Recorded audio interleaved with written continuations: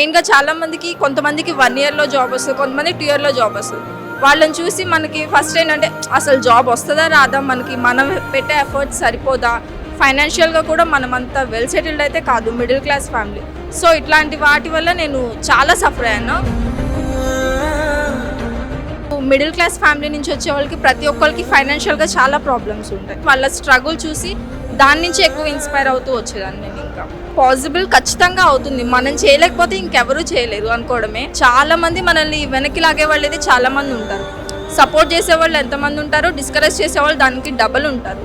వాళ్ళందరి మాటలు పక్కన పెట్టి మనం చేయాల్సింది ఏంటంటే హార్డ్ వర్క్ చేయడం, మన పేషెన్స్ మెయింటైన్ చేయడం, అంతే. ఫ్రెండ్స్ ఏమో చూడు మేమందరం జాబ్ చేస్తున్నాం, 50,000 తెచ్చుకుంటున్నాం, నువ్వెందుకు ఇంకా గవర్నమెంట్ జాబ్స్ కోసమే ట్రై చేస్తున్నావు, వదిలేసి రావచ్చు కదా అని కూడా చాలా మంది డిస్కరేజ్ చేశారు. వాళ్ళందరికీ మేబీ నేను ఇప్పుడు ఆన్సర్ చెప్పినట్లే అనుకుంటున్నాను. డెఫినెట్గా దీన్ని చూపించైనా నేను ఇప్పుడు చెప్తాను.